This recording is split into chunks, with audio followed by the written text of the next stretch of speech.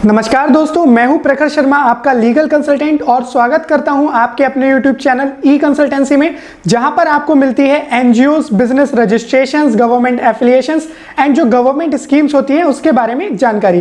तो आज का वीडियो हमारा सबसे ज़्यादा स्पेशल है उन लोगों के लिए जो अपनी एक नई एनजीओ शुरू करना चाहते हैं और उन्हें नहीं मालूम है कि हम लोग अपनी एनजीओ कैसे शुरू करें, क्या प्रोसेस होता है, एनजीओ किस टाइप की होती है, ठीक है, और कितने लोगों से शुरू की जा सकती है, कितना खर्चा आएगा, और एनजीओ अगर वो रन करते हैं तो उनको फ्यूचर में क्या क्या बेनिफिट्स हो सकते हैं, क्या क्या स्कीम्स वो अपनी एनजीओ के अंतर्गत चला सकते हैं। तो चलिए दोस्तों, आज का वीडियो शुरू करते हैं। तो सबसे पहले हम लोग जान लेते हैं कि आखिर एक एनजीओ होती क्या है। एनजीओ का full form non governmental organisation होता है, जिसे हम लोग एनपीओ के नाम से भी जानते हैं, नॉन प्रॉफिटेबल ऑर्गेनाइजेशंस, ठीक है। इसमें आपका जो मेन मकसद होता है वो सोशल वेलफेयर के लिए काम करना होता है। चाहे आप फ्री में खाना डिस्ट्रीब्यूट करें, आप फ्री में एजुकेशन प्रोवाइड करें, फ्री में मेडिकल सर्विसेज प्रोवाइड करें, ठीक है, आम जनता के लिए। अब यहाँ पर बहुत सारे लोगों के ये सवाल होते हैं कि सर हम अपनी एनजीओ के माध्यम से क्या कुछ बिजनेस कर सकते हैं या नहीं। तो आप बिजनेस कर सकते हैं, लेकिन कुछ केसेस होते हैं, जैसे आप स्कूल चला सकते हैं, आप कंप्यूटर एजुकेशन चला सकते हैं, लेकिन यहाँ पर एक कंडीशन होती है कि जो भी इनकम आपकी आएगी उसका यूटिलाइजेशन आपका सारा सोशल वेलफेयर की एक्टिविटीज में ही होना चाहिए। चाहे आप एक स्कूल चला रहे हैं, जो आपकी इनकम आई वो फ्री में एजुकेशन प्रोवाइड करने के लिए जाए, ठीक है, चाहे आप उसमें डिफरेंट एक्टिविटीज कर सकते हैं, आप कल्चरल प्रोग्राम्स कर सकते हैं, मतलब डिफरेंट वर्क आप अपनी एनजीओ के एक माध्यम से कर सकते हैं। आप हम जैसे आप एक एनजीओ जब शुरुआत करने जाते हैं तो हमारे एक मन में सबसे पहले हमारा जो मेन उद्देश्य होता है वो ये होता है कि हम समाज सेवा के लिए कुछ वर्क करेंगे, एक कम्युनिटी हमारी हम लोग बना करके कुछ ऐसे काम करेंगे जिससे समाज कल्याण को प्रोत्साहन मिले। और बहुत सारे ऐसे लोग हैं जिन तक जो असहाय हैं, जिनको मदद नहीं मिल पाती है सरकार द्वारा, किसी अदर मतलब संगठन स्कीम के द्वारा, उनको जहाँ पे हेल्प नहीं हो पाती है, वो आपकी एनजीओ के माध्यम से उनको कुछ बेनिफिट्स हो सके और सोसाइटी का कुछ वेलफेयर हो सके। इसलिए यहाँ पर हम लोग एक एनजीओ की शुरुआत करते हैं। दोस्तों, आप जान लेते हैं कि आपकी जो एक एनजीओ होती है वो किस किस तरीके से या कितने प्रकार के एनजीओ होते हैं जिसको आप शुरू कर सकते हैं और क्या आपके लिए बेस्ट रहेगा। तो जो एनजीओ होती है, साधारणतः हम लोग एक बात करते हैं तो वो 3 प्रकार की एनजीओ होती हैं। सबसे पहली होती है हमारी सोसाइटी रजिस्ट्रेशन एक्ट 1860 के अंतर्गत जो हमारे रजिस्ट्रेशंस होते हैं, एक तो वो होते हैं। फिर सेकंड आ जाता है हमारा इंडियन ट्रस्ट एक्ट के अंतर्गत जो हमारी एनजीओज रजिस्टर्ड होती हैं, एवं सेक्शन 13 जिसको सेक्शन 8 कंपनीज एक्ट 2013 के अंतर्गत जो रजिस्टर्ड एनजीओज होती हैं, एक वो होती हैं। अब इसमें क्या डिफरेंस होता है, क्या दोनों में अलग अलग अंतर हैं, वो मैं आपको सबसे पहले बता देता हूं कि जो सोसाइटी होती है वो 7 मेंबर से आप शुरू कर सकते हैं, ठीक है। आपके पास 7 मेंबर होने चाहिए, 7 लोग, जो उसके उन लोगों के पद अलग अलग हो सकते हैं, अध्यक्ष, प्रेसिडेंट, ट्रेजरर और बाकी के सदस्य आप उसमें बना सकते हैं, लेकिन कम से कम 7 लोग आपके पास अवेलेबल हों जब आप सोसाइटी रजिस्टर्ड कराने जाएं। यह है आपके मंडल जो होता है, मंडल में रजिस्ट्रार बैठते हैं, ठीक है, सोसाइटी रजिस्ट्रार। आप चिट फंड ऑफिस आप जानते होंगे, वहां पर वो रजिस्ट्रेशन होता है, वहां से आप इसका प्रोसेस करवा सकते हैं। तो जो सोसाइटी होती है वो कॉमनली अपने स्टेट में काम करने के लिए वैलिड होती है, ठीक है। आज से जो पहले 10-15 साल पहले तक जो सोसाइटीज पुरानी रजिस्टर्ड थी, उनके बायलॉज में आज भी मेंशन है कि वो संपूर्ण भारत में कार्य कर सकती हैं, लेकिन अब से ऐसा हमारे कुछ समय से ऐसा परिवर्तन किया गया है सोसाइटी रजिस्ट्रेशन एक्ट के अंतर्गत में कि अब सिर्फ आप अपने स्टेट में, फॉर एग्जांपल अगर आपने अपनी सोसाइटी रजिस्टर की है मध्य प्रदेश में तो आप सिर्फ मध्य प्रदेश में काम कर सकते हैं, आपने रजिस्टर की है उत्तर प्रदेश में तो आप उत्तर प्रदेश में ही काम कर सकते हैं, या आपने अपनी सोसाइटी को रजिस्टर किया है तेलंगाना में या फिर तमिलनाडु में तो आप सिर्फ वहीं पर काम करने के लिए ही एलिजिबल हैं। और जो शुरुआत हम लोग बात करें खर्चे की, तो सोसाइटी रजिस्ट्रेशन 10,000 रुपए से लेकर के 15,000 रुपए तक का जो एक्सपेंस होता है वो इसमें आता है। ये डिफरेंट स्टेट की फीस, जो हमारी फीस जाती है ना, उसके ऊपर भी डिपेंड करता है कि इसमें कितना एक्सपेंस आएगा। और अगर आपका स्टार्टिंग प्लान है, अगर आपका मोटिव है कि हाँ आप अपने स्टेट के लिए ही वेलफेयर के लिए वर्क करना चाहते हैं, तो सबसे बेस्ट रहता है सोसाइटी रजिस्ट्रेशन। इसमें आपको पिंक या येलो कलर का रजिस्ट्रेशन सर्टिफिकेट मिलता है, इसका बायलॉज होता है जिसमें स्मृति पत्र और नियमावली शामिल होती है, इसमें आपकी एक बोर्ड ऑफ मेंबर्स की लिस्ट भी होती है। और हाँ, एक चीज आप लोग जरूर ध्यान रखें, जब भी आप अपनी सोसाइटी का रजिस्ट्रेशन करवाएं, अपने सोसाइटी के रजिस्ट्रेशन की सर्टिफाइड कॉपी अपने रजिस्ट्रार के यहाँ से जरूर लें। बहुत सारे लोग भूल जाते हैं और बाद में प्रोजेक्ट्स वगैरह जब वो लगाते हैं तो वहां पे उन्हें इस चीज की प्रॉब्लम होती है। तो चलिए अब हम लोग बात कर लेते हैं दूसरे जो हमारी एनजीओ है वो होती है ट्रस्ट। ठीक है, सेकंड टाइप की जो एनजीओ है वो होती है ट्रस्ट, जो इंडियन ट्रस्ट एक्ट 1882 के अंतर्गत में रजिस्टर्ड होती है। अब अगर हम लोग ट्रस्ट की बात करें तो आप दो लोगों से अपनी ट्रस्ट की शुरुआत कर सकते हैं। जो दो सेटलर होते हैं, दो ट्रस्टी होते हैं, आप उनसे शुरुआत कर सकते हैं। जो हमारी ट्रस्ट होती है वो ऑल ओवर इंडिया काम करने के लिए वैलिड होती है। आप इसको अपने नियरेस्ट तहसील, जो आपके घर के आसपास तहसील है, आपके एरिया की तहसील है या कचहरी है, कोर्ट है, वहां पर जाकर के रजिस्टर भी करवा सकते हैं। अगर आप चाहते हैं कि आपकी ट्रस्ट डीड हमारी कंपनी द्वारा प्रिपेयर की जाए तो स्क्रीन पे दिए हुए नंबर पर आप कॉल करके हेल्प ले सकते हैं। और बाकी जो हमारी ट्रस्ट होती है वो उसमें आपके ऑब्जेक्टिव्स मेंशन होते हैं। सोसाइटी में भी ऐसे ही ऑब्जेक्टिव्स मेंशन होते हैं कि आपकी ट्रस्ट क्या क्या काम करेगी, क्या उसके उद्देश्य हैं। ठीक है, और जो दो ट्रस्टी होते हैं उनका पूरा केवाईसी, यानी कि आधार कार्ड, पैन कार्ड, उनका सिग्नेचर, फोटोग्राफ, थंब इम्प्रेशन, ठीक है, ये सब कुछ उसमें मैंडेटरी होता है। ये स्टैंप ड्यूटी की जो फीस होती है उसके ऊपर डिपेंड करता है कि आपकी ट्रस्ट आप कितने से शुरुआत करेंगे।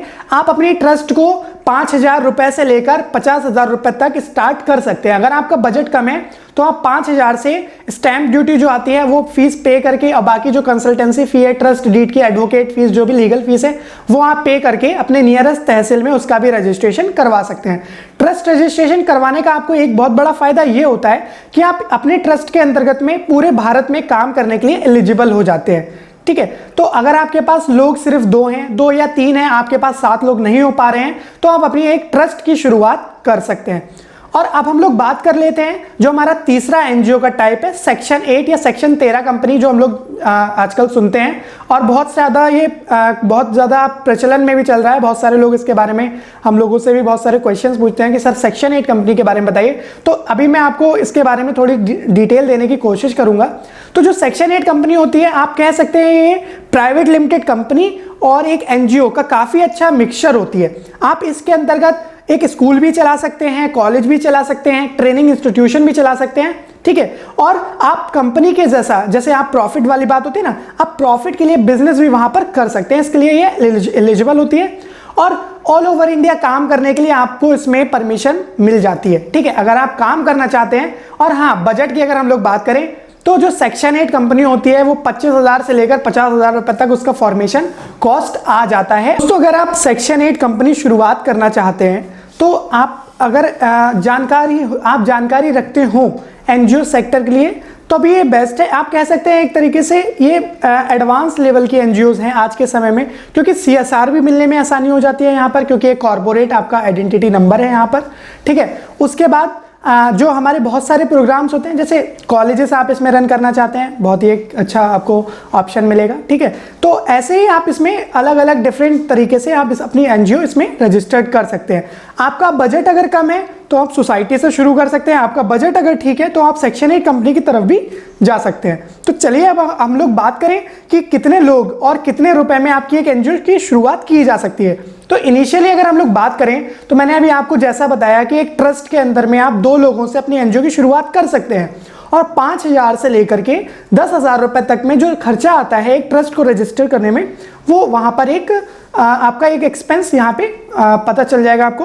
और सेकंड थिंग ये है कि अगर आप एक सोसाइटी की शुरुआत करना चाहते हैं तो सोसाइटी और ट्रस्ट, बस दोनों में अंतर ये होता है कि ट्रस्ट में आपको एक बेनिफिट मिल जाता है। अगर आपके पास 7 लोगों का आधार कार्ड या 7 मेंबर्स आपके साथ नहीं है तो 2 लोगों के साथ ही आप ट्रस्ट की शुरुआत कर सकते हैं। सोसाइटी में कंपलसरी है कि 7 ही लोग आपके पास हों।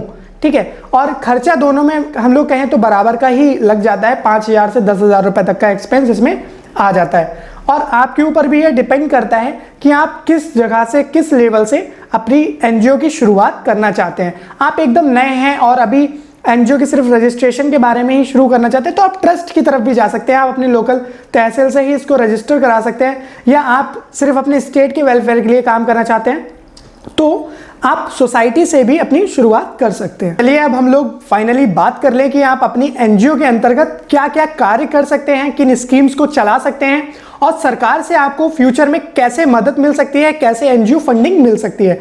तो सबसे पहले आप अपनी एनजीओ के अंतर्गत जो आप संस्थान चला सकते हैं, हम लोग उनकी बात कर लेते हैं। आप अपनी एनजीओ के अंतर्गत एक कॉलेज भी चला सकते हैं, एक कंप्यूटर इंस्टीट्यूट चला सकते हैं, एक स्कूल रन कर सकते हैं। ठीक है, आप अगर चाहते हैं कि आपका कोई ट्रेनिंग सेंटर हो, सिलाई कढ़ाई ऐसे कुछ भी आप ट्रेनिंग प्रोग्राम चाहते हैं, तो आप अपने एनजीओ के अंतर्गत उसका सर्टिफिकेट भी, आप ट्रेनिंग का जो सर्टिफिकेट है, जैसे कंप्यूटर एजुकेशन के लिए आप कंप्यूटर ट्रेनिंग सेंटर खोलना चाहते हैं, सिलाई कढ़ाई के लिए आप ट्रेनिंग सेंटर खोलना चाहते हैं, तो आप अपनी एनजीओ के अंतर्गत, उस संस्था के अंतर्गत आप उस ट्रेनिंग सेंटर को चला सकते हैं और जो बच्चे आकर के वहां पर पढ़ेंगे उनको सर्टिफिकेट भी प्रोवाइड कर सकते हैं। और स्कूल की हम लोग बात करें तो आप अपनी संस्था के अंतर्गत एक स्कूल कॉलेज भी चला सकते हैं। उसके लिए आपको मान्यता, स्कूल के लिए यूपी बोर्ड या सीबीएसई बोर्ड, जिस बोर्ड से भी आप एफिलिएशन लेना चाहें वो, और कॉलेज के लिए जिस यूनिवर्सिटी से आप एफिलिएशन लेना चाहें वो लेकर के आप रन कर सकते हैं। ठीक है, और अगर हम लोग बात करें, बहुत सारे लोग बोलते हैं कि सर हम अपनी संस्था के अंतर्गत क्या बिजनेस कर सकते हैं? तो हाँ, आप बिजनेस कर सकते हैं अपनी संस्था के अंतर्गत। एक स्कूल भी एक बिजनेस है, एक ट्रेनिंग सेंटर भी एक बिजनेस है, लेकिन उसके पीछे एक कारण होता है कि जो संस्था के आपके पेमेंट आ रहा है, जो भी आपके पास इनकम आ रही है, उसका यूटिलाइजेशन सोशल वेलफेयर के लिए ही हो। इसका एक मोटिव इसके पीछे आपका होना चाहिए। और आज के टाइम में आपने देखा होगा कितने बड़े कॉलेजेस हैं, कितने बड़े बड़े ट्रेनिंग इंस्टीट्यूट्स हैं, ये सभी एक सोसाइटी, ट्रस्ट या फिर सेक्शन 8 कंपनी के अंतर्गत ही चलते हैं। और अगर हम लोग बात करें गवर्नमेंट स्कीम्स के बारे में, तो सरकार बहुत सारी स्कीम्स हर साल लाती है। लोगों को जानकारी ना होने के कारण उनमें फंड्स वापस भी चले जाते हैं। जो लोग अवेयर नहीं है संस्था की स्कीम्स के बारे में, अपने डॉक्यूमेंटेशन के बारे में, लीगल वर्क के बारे में, और वो लोग चाहते हैं कि हमें भी सरकार के साथ जुड़ने का मौका मिले, उसके साथ कार्य करने का मौका मिले, लेकिन वो पीछे रह जाते हैं। क्यों? क्योंकि उन्हें जानकारी ही नहीं हो पाती कि कौन सा स्कीम आई है, क्या डॉक्यूमेंट हमें बनाने हैं, क्या हमारे पास लीगल डॉक्यूमेंट्स, फॉर्मेलिटीज पूरी होनी चाहिए। तो उससे रिलेटेड अगर आपको मदद चाहिए तो आप कॉल कर सकते हैं हमारी कंसल्टेंसी में। हाँ, जो भी हमारी कंसल्टेंसी फी होती है वो आपको पे करनी पड़ेगी, क्योंकि वो नॉमिनल फी होती है। ठीक है, और अगर हम लोग बात करें कि एनजीओ फंडिंग के बारे में, तो अगर आप अपनी एनजीओ की शुरुआत करते हैं और उसमें अच्छा काम करते हैं, सारे डॉक्यूमेंटेशन कंप्लीट रखते हैं, फॉर्मेलिटीज आप सारी कंप्लीट करते हैं और समाज कल्याण के लिए आप कर रहे हैं, तो 100% आपको गवर्नमेंट से सपोर्ट मिलेगी। जो एनजीओ के प्रोग्राम्स आते हैं, जो फंडिंग प्रोग्राम्स आते हैं, वो आपको मिलेंगे। बहुत सारे लोग कहते हैं कि एनजीओ में फंडिंग नहीं मिलती है, हमें एनजीओ से कोई गवर्नमेंट से सपोर्ट नहीं मिलती है। तो मैं इस चीज़ के लिए आपको कहना चाहूँगा कि बहुत सारे लोगों को यही नहीं पता होता है कि हमें अपनी एनजीओ के अंतर्गत करना क्या है, जो हम कर रहे हैं वो हमारे बायलॉज में मेंशन है या नहीं है, हमारी ऑडिट रिपोर्ट क्या है, हमारी एनुअल रिपोर्ट क्या है। बहुत सारे ऐसे डॉक्यूमेंटेशन, आज के समय में भी मैं ऐसे बात करूं तो हजारों संस्थाएं ऐसी होंगी जिनके आईटीआर भी आज रेगुलरली फाइल नहीं होते हैं, जिनकी ऑडिट नहीं होती है, और तो और उनका एनजीओ दर्पण में रजिस्ट्रेशन तक नहीं है।